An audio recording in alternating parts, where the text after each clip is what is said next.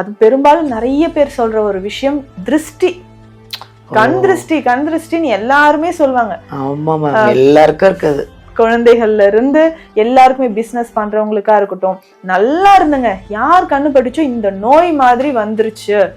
உடல் நலம் அதுக்கப்புறம் தான் இந்த ஒரு விஷயம் சொல்லுவாங்க. அங்க போயிட்டு வந்தேன், அவங்க பார்த்தாங்க, அதுக்கப்புறம் எனக்கு திருஷ்டி வந்துருச்சு போல. சரிங்களா? அடுத்தது நம்ம ஈவினிங் டைம்ல, மாலை நேரத்துல தான் பொதுவாக ஞாயிற்றுக்கிழமை அன்னைக்கு திருஷ்டி எடுப்பாங்க. இது ஸ்பெஷலா நம்ம என்ன பண்ண போறோம்னா, இது அமாவாசை அன்னைக்கு நம்ம திருஷ்டி எடுக்கிறது. இது ஒரு சிறப்பான ஒரு நாள். அமாவாசை அன்னைக்கு நம்ம திருஷ்டி எடுத்தோம்னா நமக்கே அதுக்கப்புறம் ஒரு ஃபீல் ஆகும். அதனாலதான் கடலுக்கு போயிட்டு வாங்க, பாத்தீங்கன்னா சமுத்திர ஸ்நானம் செய்யுங்க அப்படின்னு சொல்லுவாங்க. மாதத்துக்கு ஒரு முறையாவது அந்த தண்ணீரை தலையில தெளிக்கிறது, இல்ல கடல்ல நீராடிட்டு வர்றது நிறைய பேருக்கு அந்த திருஷ்டியை போக்குவதற்கு இது சிறப்பா இருக்கும். ஹாய், எல்லாருக்கும் வணக்கம். This is Balambika. நான் சென்னை ஆதம்பாக்கம் தீக்ஷாலயம் சித்தா ஹெல்த் கேர்லேருந்து பேசிகிட்டு இருக்கேன். எங்கள் மேம் கிட்ட நான் உங்ககிட்டலாம் நிறைய விஷயம் ஷேர் பண்ணணும்னு ஆசை, பட் டைம் இல்லை, என்னை ரொம்ப பேச விட மாட்டேன்றாங்க, பத்தலை அப்படின்றாங்க. ஏன்னா நான் போன வாட்டி இன்டர்வியூ எடுக்கும்போது சுகர் பேஷண்ட்டில் ஒரு லேடி வந்திருந்தாங்க. பாவம், ரொம்ப அவங்க வாடி ஒல்லியாக, ரொம்ப எனக்கு பார்க்கும்போது ரொம்ப கஷ்டமாக இருந்தது. எங்கள் அம்மா மாதிரி இருந்தாங்க. நான் அடுத்த வீடியோ எடுக்கும்போது வரேன், அவங்க அவ்வளோ அழகாக ஆரோக்கியமாக நல்லா இருந்தாங்க.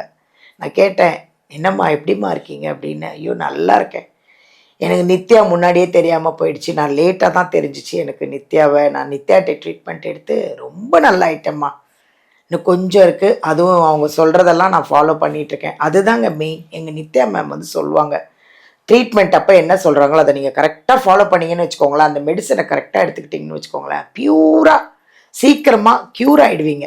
அதுதானங்க வேணும் நம்மளுக்கு. அதனால் வீடியோலேருந்து நம்பர் எடுத்து அந்தம்மா மாதிரியே நீங்களும் எந்த பிரச்சனையில் இருக்கீங்களோ வாங்க, அப்பாயின்மெண்ட் வாங்கி நேரடியாக பாருங்கள், இல்லை ஆன்லைன்லேயும் பார்க்கலாம்.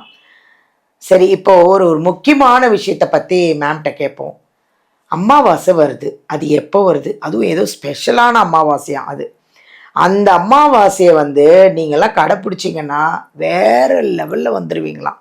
அப்படி என்னங்க ஸ்பெஷல் அந்த அமாவாசை? கேட்போமா மேமையே? வாங்க, அவங்கள சந்திக்கலாம். வணக்கம் மேம். வணக்கம் மேம், எப்படி இருக்கீங்க? நல்லா இருக்கேன் மேம், நல்லா இருக்கேன், சௌக்கியமாக இருக்கேன். ஓகே. நான் இப்போ தான் அந்த நம்ம வீடியோவில் இன்ட்ரோ பற்றி பேசும்போது அந்த லேடியை பற்றி சொன்னேன். சுகர் பேஷண்ட்டுக்கு வந்தாங்க, நல்லா ஆயிட்டாங்க, முகமே மாறி இருந்தது மேம், அவ்வளோ அழகாயிட்டாங்க. நான் சொல்கிறது அதுதான், அழகாக ட்ரீட்மெண்ட் எடுத்து அந்த மெடிசன் நீங்கள் கொடுக்கறத ஃபாலோ பண்ணாலே நல்லா ஆயிடுவாங்க, ஆரோக்கியமாக்கி அமைச்சிடுறீங்கல்ல. சரி மேம், இப்போ அமாவாசை வருது, அது எப்போ வருது? ஏதோ அந்த அமாவாசை ஒரு ஸ்பெஷலான அமாவாசையாமே, அதை ஃபாலோ பண்ணால் அவ்வளோ நல்லா ஆயிடுவாங்கன்ட்டு. ஏன்னா நானும் ஃபாலோ பண்ணணும், கண்டிப்பாக நான் பண்ணுறேன். பட் இருந்தாலும் இது ஸ்பெஷல் அமாவாசை, நீங்கள் சொல்லுங்க மேம், என்ன அமாவாசை, அது என்ன ஸ்பெஷல்? ஒவ்வொரு அமாவாசைக்கும் சிறப்பு இருக்கும். நம்ம சித்தர்களை வழிபாடு செய்யறதா இருக்கட்டும், மருந்து செய்யறதா இருக்கட்டும், சில மூலிகைகளை நாங்க அப்பதான் கலெக்ட் பண்ணுவோம். அந்த மாதிரி அமாவாசை அன்னைக்கு சில மூலிகைகளை கலெக்ட் பண்ணிட்டு பூஜை போட்டு அன்னைக்கு மருந்து ஸ்டார்ட் பண்ணுவோம் செய்யறதுக்கு. சித்தர் பூஜை எல்லாமே முடிச்சுட்டு பௌர்ணமி அப்பவும் ஸ்பெஷலா சில மருந்துகளை ஸ்டார்ட் பண்ணுவோம். இப்ப பாத்தீங்கன்னா இந்த அமாவாசை அப்படின்னு சொல்றது ஒரு உன்னதமான நாள். அமாவாசை அன்னைக்கு எந்த இதுவுமே பார்க்க வேண்டாங்க, எந்த ஒரு நல்ல காரியமா அமாவாசையா ஸ்டார்ட் பண்ணிடுங்க அப்படின்னு பெரியவங்க சொல்லுவாங்க இல்லையா. இந்த அமாவாசை ஜூன் 14, அதுவும் ஞாயிற்றுக்கிழமை வருது. வைகாசி கடைசி நாள், வைகாசி மாதம் அன்றையோட முடியுது. அது அமாவாசை அன்றைக்கு இது முடியுது, ஞாயிற்றுக்கிழமை வருது. அது பெரும்பாலும் நிறைய பேர் சொல்ற ஒரு விஷயம், திருஷ்டி. கண் திருஷ்டின்னு எல்லாருமே சொல்லுவாங்க. எல்லாருக்கும் இருக்குது. குழந்தைகள்ல இருந்து எல்லாருக்குமே, பிசினஸ் பண்றவங்களுக்கா இருக்கட்டும், நல்லா இருந்துங்க, யார் கண்ணு பட்டுச்சோ இந்த நோய் மாதிரி வந்துருச்சு. உடல் நலம் அதுக்கப்புறம் தான் இந்த ஒரு விஷயம் சொல்லுவாங்க.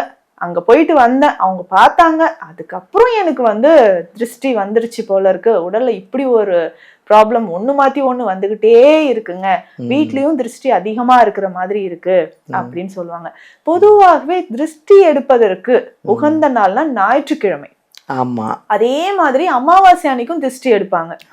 அப்போ இந்த அமாவாசை என்ன ஸ்பெஷல்னு பாத்தீங்கன்னா சண்டே, ரெண்டும் ஒண்ணா வருது ஒரே நாள்ல. அப்போ சண்டே ஞாயிற்றுக்கிழமையும் வருது, அமாவாசை ரெண்டும் ஒன்றாக வர்றதுனால ஸோ தவறாம எல்லாரும் அன்னைக்கு திஷ்டி எடுக்கணும். வீட்டுல குழந்தைகள் இருக்காங்க, இல்ல நம்ம வீட்டுக்கோ ஆபீஸ்க்கோ நம்ம பிசினஸ் பண்ற இடத்துக்கோ திருஷ்டி எடுக்கணும் அப்படின்னா இது ஒரு உகந்த நாள் அப்படின்னே சொல்லலாம். ஸோ உடல் நல குறைவாக இருக்கு அப்படின்னு சொல்றவங்க தாராளமாக இது செய்யலாம். இது என்ன செய்ய போறோம் அப்படின்னா, புதுசா ஒரு கல் உப்பு வாங்கிக்கோங்க. ஒரு பேக்கெட் நிறைய புதுசா வாங்கிக்கணும்.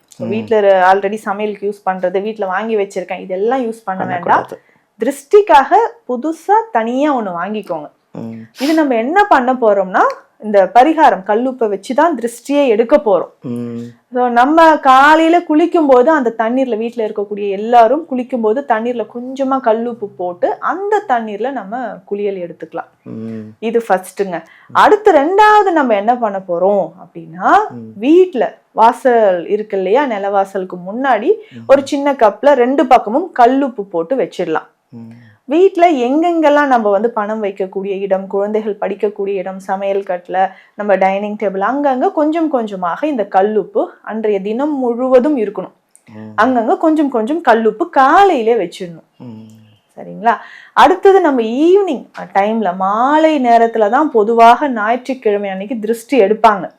இது ஸ்பெஷலா நம்ம என்ன பண்ண போறோம்னா, புதிதாக ஒரு சின்ன பானை வாங்கிக்கணும். ரொம்ப பெரிதா வேணா, சின்னதா ஒரு பானை வாங்கிக்கலாம். அதுக்குள்ள இந்த கல்லுப்பு போட்டு மஞ்சள், வரமிளகாய் வச்சு ஒரு எலுமிச்சை பழம் நடுவுல வச்சுட்டு பெரியவங்க யாரையாவது கூப்பிட்டு வீட்டுல இருக்கிற எல்லாருக்கும் திருஷ்டி எடுக்கணும். எல்லாரும் உட்கார்ந்து இருப்பாரு. முன்னாடி எல்லாம் நம்ம தாத்தா பாட்டியம்மா இருக்கும் போதெல்லாம் உட்கார, சண்டே ஆனா போதும் எல்லாரையும் கேதர் பண்ணி உட்கார வச்சிருவாங்க, திருஷ்டி எடுப்பாங்க. அதே மாதிரிதான் அந்த பானையோடயே சுத்தி திருஷ்டி எடுத்து வீட்டுக்கு வெளியில வந்து வீட்டுக்கும் நம்ம திருஷ்டி எடுத்துடணும்.